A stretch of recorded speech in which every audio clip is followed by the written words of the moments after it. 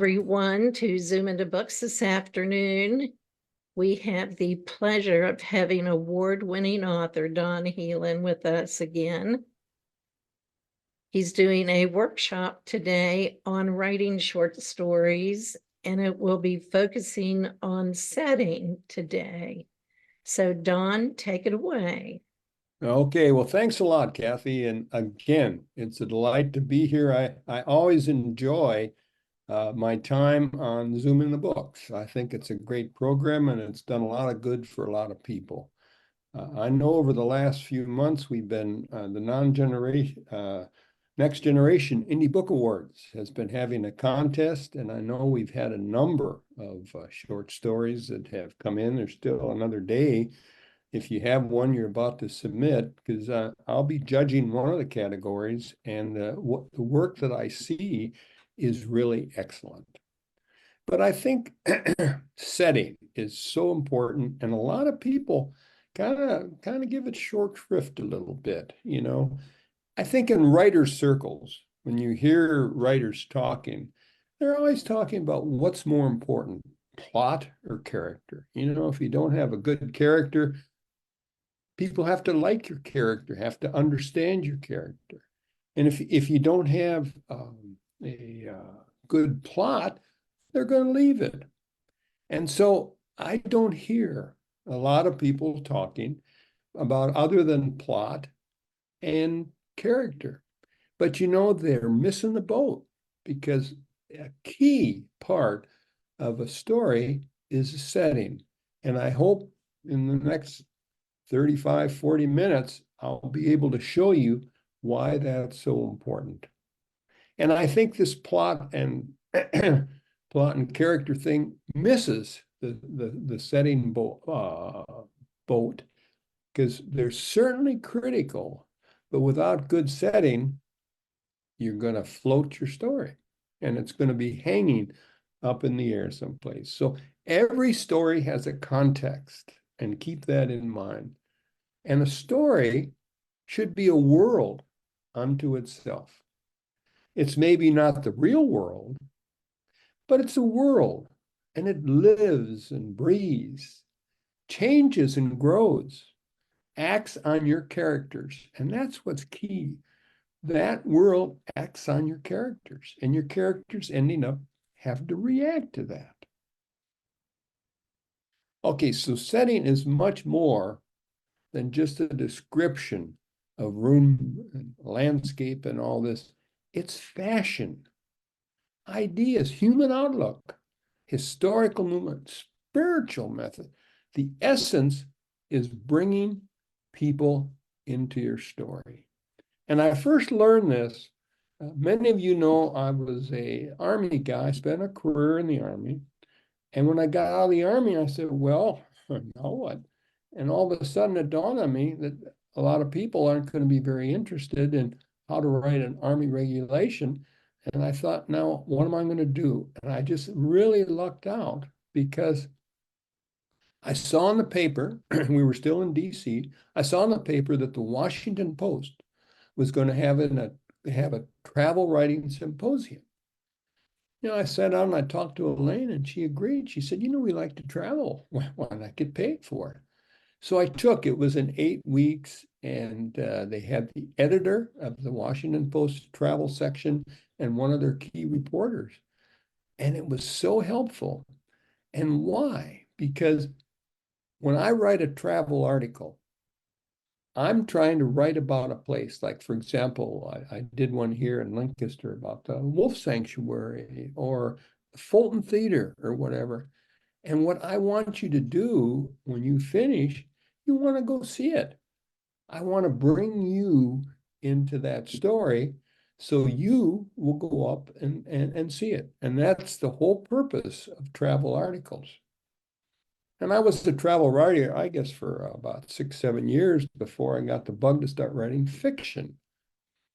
And as I learned writing fiction, it's one of the same techniques that we do, is that you want to bring your reader into your story, just like you want to in a travel article. So many of the same, what I call program that we push to bring people into the story. And that's the key that we want to do. And actually, when I got here to Lancaster to an over 55 community, I found the same thing because I had not gotten that involved with memoirs. And all of a sudden I realized a lot of people are writing memoirs and they want their families to enjoy their memoir. So no matter whether you're writing a short story, a book, travel article, a memoir, you want your people who are reading it to enjoy it and be brought into it. And part of the way to do that is to have really good setting. So what you want to do is set the atmosphere around your story. You're not just going to create a scene. What you really want to do is build a world and turn your characters loose in that world so people can feel what's going on. And I call it setting the table. So your setting, you want to set the table so people understand where the story is taking place and what's going on in that story. So let's talk some more about that. Readers want to live in your world of your story. And you know why? Because they want to escape from what's going on, the stresses of their lives. And I have found that if I don't have a good story and I lose a reader, they're never coming back in because they want to get pulled into the story. If you read a story, you want to get pulled into it. You want to feel part of it. And some of the great authors that I've met through international thriller writers, they are experts at doing that sort of stuff. So the key is not what the place looks like. It's what makes the reader feel, what they feel from the story. There's a psychological effect of setting on the character. They're happy, people are happy. Or have you ever read some of these ghost stories? This place gives me the creeps. And that's what you're trying to do. If people want a ghost story, you don't want them to be happy-go-lucky. If they want a comedy, you want them to be enjoyable. I write suspense novels, so I want to bring them into that story and have them kind of look around every once in a while and say, what's happening here? And the way to do that is to set the table so people are in the story. And then you can take your character and you can take your plot and they will all work together. So that's the important thing. So what we want to do is have the reader benefit from that, what's going on. So different settings will affect readers differently. You want to get the description to show the characters in your story, their state of mind. And it will be filtered through the eyes of the character. In other words, what you want to do is not say, well, the storm fell or whatever. You want to say, Don was out in the middle and he looked up and he saw the lightning. You want to bring your reader actually into the story. So you want to use action verbs. You want to get people tied in. Now, many of you are aware of Donald Moss. A few years ago, when I was working hard to learn how to get a book published, Donald Moss was one of the key agents. And he is written a book. It's called Writing the Breakout Novel. And in setting, he talks about the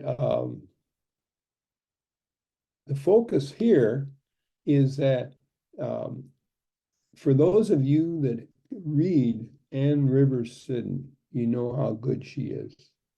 And in this example that Donald Moss quotes out of Anne Rivers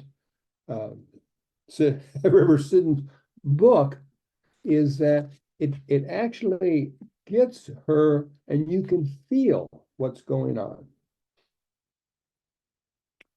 She's just broken up in her marriage, and she's trying to reach out and get away. So let me just read a short portion here. She was visiting a place. The house stood in full sun on the slope of the ridge. It seemed to sweep directly into the steel blue sky. Below it, the lane I had just driven up wound through low, dense woodlands where the Jeep had plunged in and out of dark shade.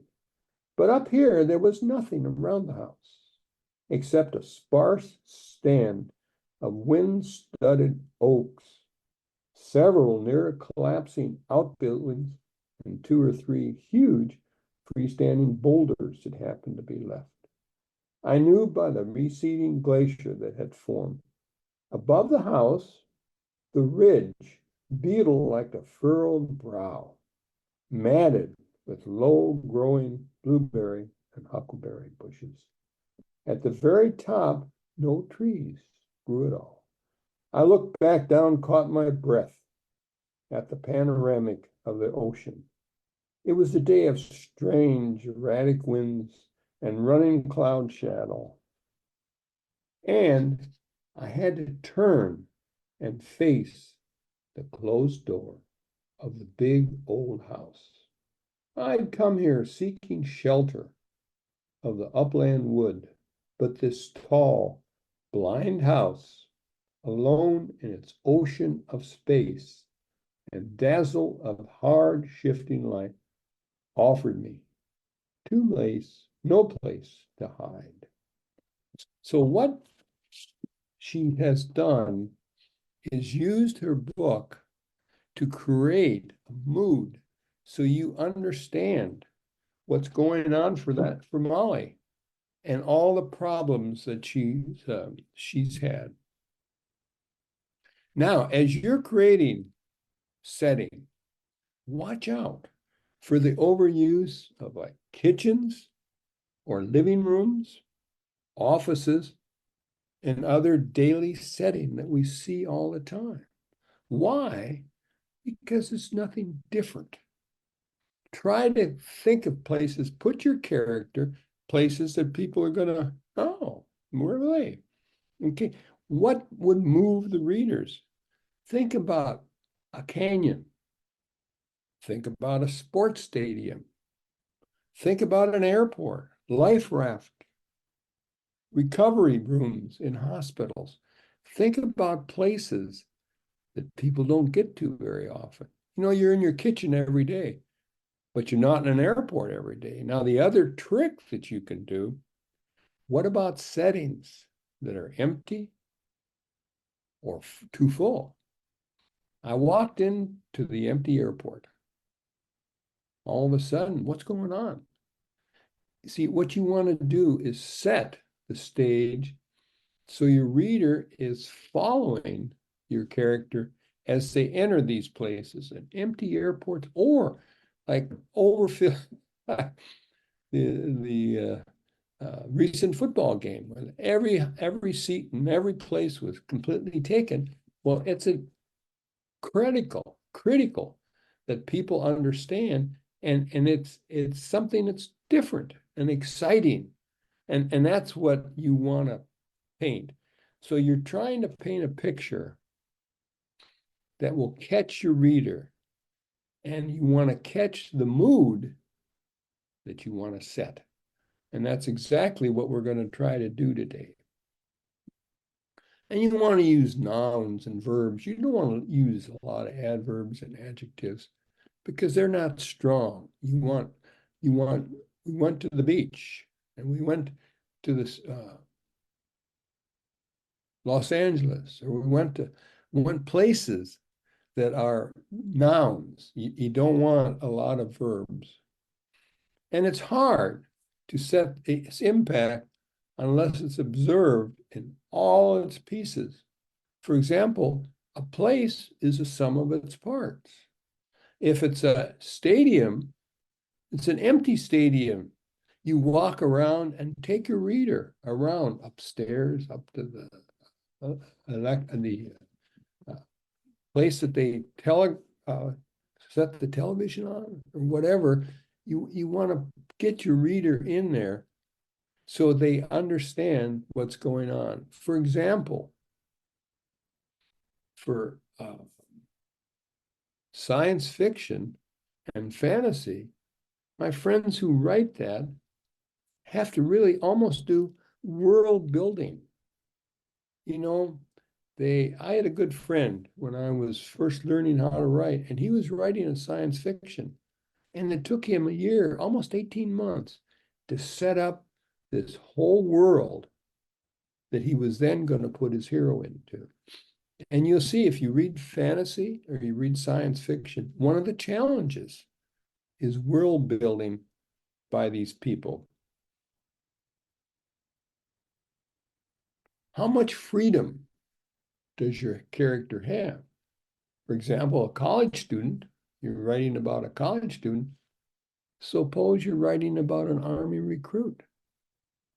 What sort of freedom does that Army recruit have to move around in that place versus what a college student has, for example? That may be the long end of the comparison, but that helps you tell your reader, show your reader what actually is going on. Now, your character and your setting should be tied to point of view. And point of view is you want to tell your story through the eyes of your character. So it's what the character sees. And what does your protagonist see? Let's take different people. For example, there's a building. If you have a military policeman looking at that building, what does he see? Entrances and exits? Maybe he sees a possibility of where a terrorist might be, or corners to watch out for. So a military policeman may look at that building differently than a local. For example, Elaine and I used to have a place at Sea City in New Jersey.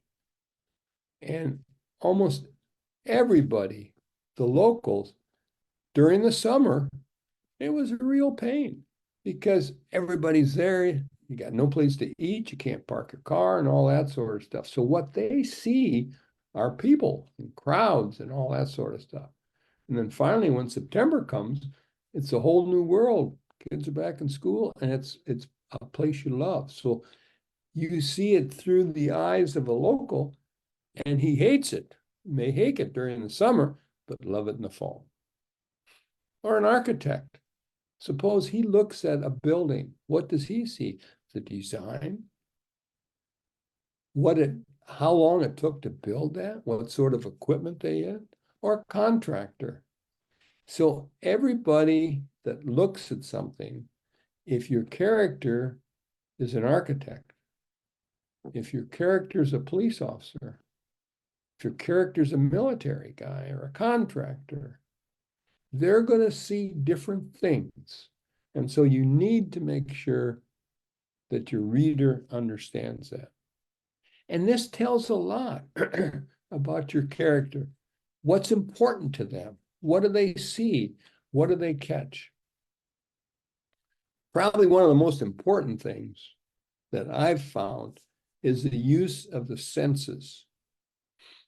Your sight is what everybody calls the cardinal sense.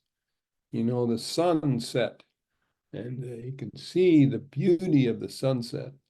And it's sunset like a fiery cyclops or whatever. But people sometimes leave it at that. But what about all your other senses? You can then create a feeling for that place. What about sound? Oh, look, listen. Can you hear the waves? We're at the beach. Can you hear the waves beating on the shore? Can you hear? What else can you hear? Children laughing. It makes you feel good. Somebody's crying, calling for help. So your sound Don't just depend on, I see this is going on. Use all of your senses, and that's going to build where you really can bring your reader into the story. For example, what about touch? Walking along, what do you feel? The sand's hot, burns my feet. It's warm. Sand is crinkling under your feet. So right now you can see the sunset, you can hear the waves, you can feel the sand crinkling under your feet. Okay, how about smell? Ah, smell the salt air. Or for me, popcorn popping or burgers, whatever.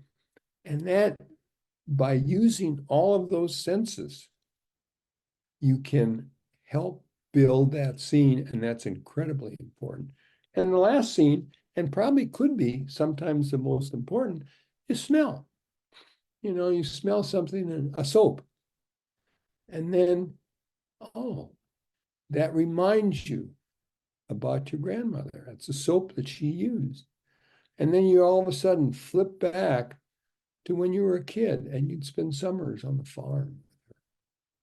So when you're setting your scene, make sure that you use all the senses. A lot of people just depend on vision and sight, but hearing, and that can be, oh, I heard something behind me, you know, a click of a weapon. Oh, I've got to do something about that. So that sets that scene. So just remember that all of the senses are incredibly important. Now you have to be a little careful, you know, like if you smell the popcorn or whatever, a little may go a long way. So you don't want to just dwell on it because you got to continue your story. But what you're trying to do is place your reader into wherever they are and give them a chance to feel it. And it's not just a place, it's something you feel, you feel. And that's what we want to do. The other possibility is to bring in time. What's going on around your setting?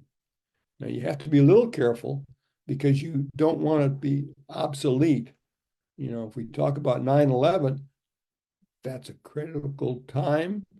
It can set a mood, but be careful because if it's 30 years ago, and maybe your story might appear to some people to be a little obsolete. So as you create your settings, you have to describe your room, the house, whatever. And I have been really fortunate, and I don't know, every time I tell this story, this is called the visual dictionary. And this is the one that I have used time and time again. And the problem is, it was published in 1986. And so I don't know if it's still valuable or not. But when you're talking about clothing, it has all kinds of clothing, transportation, what it's like, music and sports. For example, let's take a couple of examples. How about chairs? Okay, you're in a house, and do you know how many different kind of chairs you can put in there and set the stage? It might be a beautiful, beautiful type of armchair, or it might be a reclining couch, might be a love seat, and you can describe it better by sitting here and actually looking at Chesterfield. See, if you're trying to set a time period, maybe your grandmother's place, she's got a Chesterfield or an old rocker or whatever, the chair. And how about another, might be glasses. You know, I think there's 30 different kinds of glasses in here that you can use to set the table. And you can use that to set a tone, a feeling for the table. It might be, oh, a champagne flute. Is this a celebration? Or just a plain champagne glass? Or a burgundy glass? How about white wine? A water goblet? Brandy sniffer? See, if you're trying to set a tone, what you want to do is be accurate. You don't want to just say a glass. There are glasses on the table. Why don't you say champagne flutes? So it helps people understand that we're celebrating something. This is a party. The same thing, a beer mug. You might find a beer mug on my counter, and so it tells you a little bit about me. I like to drink beer. You know, some people like champagne, some people like hard liquor. And so if your hero is a beer drinker, then sometimes get a little different feeling for him than if he drinks champagne or scotch or whatever. So it's called a visual dictionary. And if you want to, for example, one is it's got a subway station in here. And it has every item that you would find in a subway station.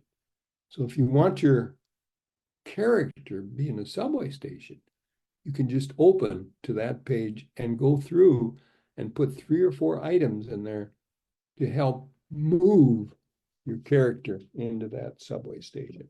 And that's just a trick I learned a long time ago. The other one, everybody knows, or many people know, I was in the Army for a career. Now, I'll have to be the first one to admit it's been a while since I've been out of the service. And my hero is an Army colonel. He's around a lot of Army people. And so what sort of a weapon might he use? And I'd have to say, well, let's see now, an M1? No.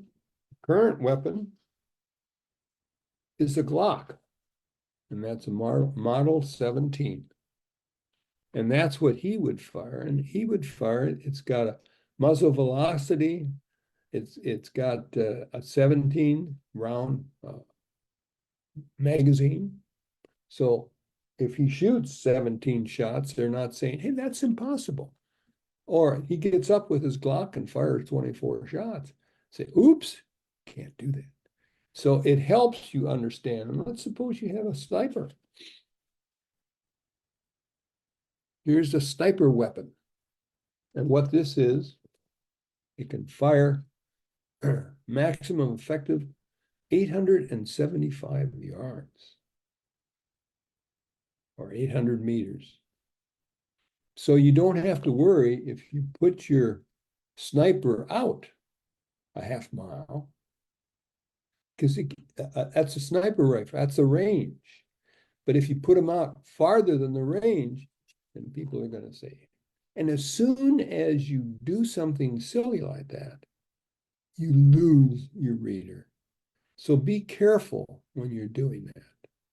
I think one of the most interesting things that I have a good friend who writes mysteries, and she sets her mystery in 1896 New York City. And her heroine is a midwife, and she's dating a police sergeant. And so she has, by being a nurse midwife, she gets in, you can imagine all sorts of stories she can get into. And she can call on her sergeant friend to help her if there's a problem, but I didn't realize until I read one of her books that oftentimes in the late 1800s in New York City, they don't try to solve a shooting unless you bribe them, Now, the other thing that she found, we talk about setting and atmosphere and all that sort of stuff. She wrote a book, and her character was being chased down one of the streets, and somebody said, hey, that's impossible. Came and sent her a note, said that's impossible. And so she said, why?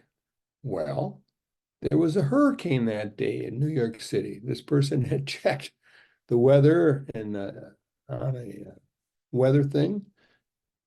So now my friend has to look into the weather because you can't be chasing through the streets of New York City in the middle of a hurricane.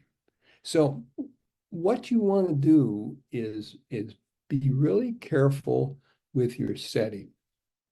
Have places that are meaningful and make sense. If you're in the military, have weapons that make sense. Because if you once fail with that and you lose your reader, you're never going to get them back. So that's the thing to be careful of. Now, I put together a couple of books that I thought you might enjoy hearing a little bit. One is, and I'll show you an example of things that you can run into. Long Walk Home takes place in New York City. And so my characters, actually the storyline is my hero, Zach Kelly, goes to New York City with his daughter on a vacation. But at the same time, he's trying to figure out, when he was 6 years old, his dad was shot down by a drug dealer. And he never quite believed what happened. And so he's going to explore what happened to his dad during that period of time. So what you want to do is he's got a friend, and this is one thing I like about series characters. In my first book, Zach, who's my hero, had a friend who was an Irish medium, and during my third book, everybody said, "Whatever happened to Shelia?" Well, she comes back in book number 4. And Zach and Laura are in New York City, and they invite Shelia to come to dinner. Okay, now, are you going to bring him to the Burger King? No. But are you going to bring him someplace that there is a restaurant there? Or is somebody who lives in New York saying, that's impossible because there's no restaurant there? So what we can say is Zach and Laura is his daughter, hurried down 44th Street. Is there a 44th Street? There sure is. Until they arrived at 200 West 44th Street. Here it is, Zach said. Carmine's restaurant. It's supposed to be one of the best Italian restaurants in Midtown. The host led them to the table and held a chair for them. As Zach sat, he said, there's a young friend I have coming. Her name is Shelia. Yes, sir. I'll bring her right over. When she arrives, wow, look at this place, Laura said. It's huge. And it is. I've eaten there. You know, that's why I know that you're not going to be disappointed. They call them hearty portions, Zach said. Well, that's good, Laura said. I'm feeling hearty. Zach glanced up to see Shelia approaching their table. She still had the same slender figure, the long black hair and light blue eyes. Her milky white skin was accented by the short black dress. That's why these tend to be not just action gun shooting thrillers, but you know what I call thrillers with a heart. And so Zach, as a single parent, has a daughter he's got to keep up with, but he oftentimes is having a relationship with a woman. And Shelia is a beautiful lady, an Irish medium, and Zach had gotten to know her in the first book. So she came over, she had a colorful scarf wrapped around her neck. Zach almost tripped when he rose up to meet her. Tongue-tied, he managed to squeak out, "Hi, Shelia, you look beautiful." She's a good-looking woman. She walked up to him and gave him a hug. And then she leaned over and looked at Laura and gave her a hug. And then she said to Zach, "Hi, laddie, it's nice to see you again." "Hi, Laura," she said.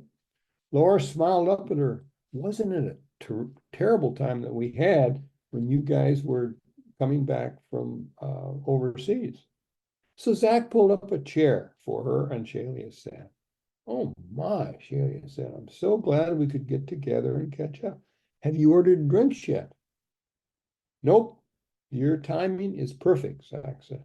Sheila flashed her beautiful smile and winked at, I'd like a pint of Guinness. Zach motioned for the waiter, who hurried over. We'd like a Guinness. Do you have Guinness, lad? Sheila, we do. And for the young lady, well, won't be long, but she's just going to get a Coke, and then I'll have a Blue Moon. But they do have Guinness there. And so if you go in and order a Guinness, it's all part of setting the stage so people believe your story. If it doesn't work in your story, then that's a big problem. Now, as you're setting the stage and the setting, you got to remember, these are suspense novels. So you can't get carried away with your setting. So we have Shaylee there at dinner, and let's end the dinner. While they drank their coffee, a cloud seems to drop down over Shaylee's eyes. Zach put his hand on her arm. What's wrong? Hey, Laura chimed in. You look down all of a sudden. This is really hard for me, Shaylee said. What's wrong? What's wrong? Sometimes I hate being a medium. She lapsed into silence. Then she said, you'll probably think I'm nuts. I would never think that, Zach said. Me neither, Laura said. Shaylee said, all right, as you've been talking, I've been getting messages. Zach now realized what Shaylee was talking about. She sensed messages from the other side. Should he hold her back until they were alone? Was Laura ready for this? You bet. I know what you're thinking, Kelly. Laura pointed at her father with a fork. I'm not a little kid anymore, and she's not. She's 19. Whatever Shaylee has to say, I want to hear it too. Shaylee looked at Zach, then nodded. Okay, as you've been talking, I've been receiving messages. I don't know for sure, but they could be a friend of your father's. Zach felt as if someone had punched him in the chest. He stared at her, mouth open. Zach, you're in terrible danger. You should quit what you're doing and not probe any farther. You're running a risk, not only for yourself, but for your mother and for Laura. And that's how we end this chapter.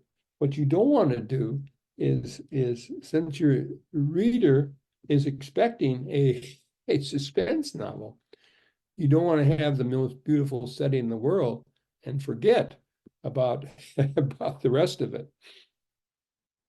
Now, the other book that I'd like to briefly mention is I find that people really like setting in other countries. The first one, I set it in Ireland, and we had been to Ireland. And what I do is when I'm traveling in Ireland, I make a lot of notes so I can really get the sense of the country. And then the next book we had in French Quebec. Elaine and I were up there, and we've had actually two books that were set in Quebec. And then this one is Roof of the World. Elaine and I went to Tibet, and we spent 12 wonderful days there and learned to really enjoy the Tibetan people. And so it was important that if I'm going to set this in Tibet, I need to have a setting so people feel that it's real. And that's why a lot of these books do very well, because people enjoy Ireland, they enjoy Quebec, they enjoy different other countries. My latest one, Buried Relics, takes place in Mexico. And so we've done a lot of research on each of these countries, and people can learn as well as have a good reading experience. So I want to just read a short excerpt from the story of Tibet. And hopefully you'll understand that there's enough in here so people feel real, that there's an actual setting, what you want. Zach met Sky, and Sky is a woman that is hosting him. She grew up in Tibet and worked in the Pentagon.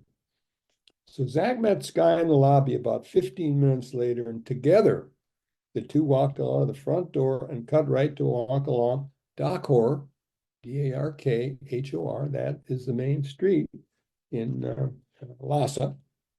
It was early enough in the morning, so not much of a crowd. Probably be mobbed later in the day. After they had walked for about a block, he took Sky's arm and slipped into a story. They spent a few minutes looking at jewelry, but Zach kept his eye out front. You never want to forget that Zach's not sure if someone's coming after him. So he's always alert.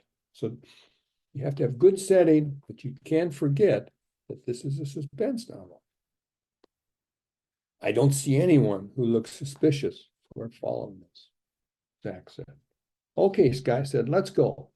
They walked the rest of the way to the hospital,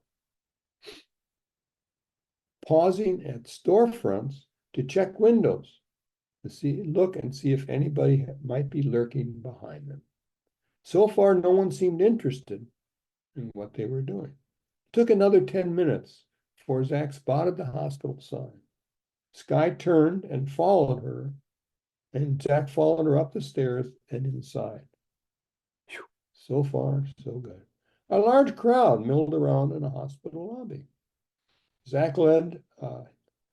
led Zach over to the desk and asked to see the hospital director.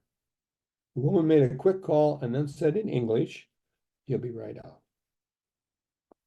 The hospital director came hurrying down the hall, tall, at least by Tibetan standards. He wore a knee-length white coat over an open neck, white shirt, and black trousers. "Good morning, I'm Dr. Kunja." Zach and Sky introduced themselves and they all shook hands.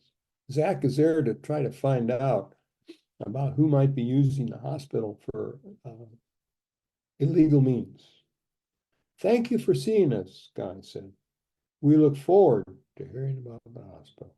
"Welcome, come upstairs to our conference room." He pointed toward his right. "You can see the pharmacy over there." Zach stopped to check it out. "It looks like a grocery store." "That's true," Kunja repeated. "We primarily treat patients with natural remedies, potions, and herbs. We don't use your system of drugs. Our patients bring in their prescriptions, and the staff fill a bag with what they need. We have found your system of drugs often does more harm than good." And I remember Lane and I were at this hospital, and I remember seeing people. It reminded me of going to Weiss and people putting the stuff in a brown bag, taking off with it. Thought about that comment. He said, "I think your drugs oftentimes do more harm than good." And Zach thought about that comment. It seemed to make sense to him. "A healthy body and mind must be kept in balance," Kunja said. "For example, if a patient has a headache, our doctors try to find the source of the headache, not just give the patient an aspirin and send him on his way, as so often happens in your country." When they reached the third floor conference room, the director closed the door and motioned them to chairs. And now they were going to have a meeting where Zach was going to try to find out what's going on with the hospital. So I'm hopeful that as we have talked a little bit, you'll understand that when somebody says, "What's the most important part of a book?" you'll say, well, you got to have a good plot. Got to have characters that people like. But you need a context for the story. And so many times, if I've been critiquing some short stories, and people, they bring in a good character, but they float around in the air. They're not set someplace. And that's what you need right off the bat. You need to ground your reader so they know where they are. They can look around, and your hero should look around and tell and show what is going on. So I'm hopeful that after we've talked today, maybe this will help clue you into a little more emphasis on what I call setting that table so your reader knows where they are, what's going on, who is there, as well as begins to understand the characters and the plot. Okay, Kathy, I think I'm pretty well completed now. If we have any questions, I'd be more than happy to answer them if I can. Don, those were great points. And Thank you. from the publisher point of view, I was glad to hear you take the writer from the setting back to the fact that this was a thriller or a comedy or a Right. love story. Because sometimes, particularly first-time writers, get so enamored with their prose Yeah, that when when you send your manuscript to a publisher and the descriptions go on and on, that's a big no-no. And yeah. the tips that Don just gave everybody on this workshop are perfect. Very wise advice. And Thank you. absolutely, Don's won a lot of awards for very good reasons. His books are spectacular. Thanks, And we do Kathy. want to remind everybody about the Next Generation Short Story Awards. The deadline for entry for this year is tomorrow. So you can go to shortstoryawards.com. All the links are posted on the Facebook page comments. And feel free to go take a look at the website Absolutely. and enter, particularly first-time authors. This is a great way to get your feet wet with a short story. The thing that really impressed me about the program they have is they're like 25 different subjects, and you might have a suspense novel, a love story. So what you like to write, I mean, you don't have to fall into somebody else's form. If you like to write romance, write a romance. I'm working with the travel. And if you like to write travel articles or you like to stuff, whatever your interest is, I think there's 25 or 26 different possibilities. So you can write what you write and just make sure you do it well and hurry up. That's right. That's right. And if you don't get your story in tomorrow, you can enter next year for sure. Absolutely. Absolutely. But Dawn, we want to thank you so much for your Sure. workshop series. All of Dawn's workshops are available on the Zoom into Books YouTube channel. And those links are posted. And of course, they're always available on the Facebook page. So you can go back and watch them at your leisure. The links to Dawn's website are also posted. It's donhelin.com. And we want to thank everyone for joining us today. And Dawn, we will have you back again. Well, thanks, Kathy. It's always a pleasure. And you take care now.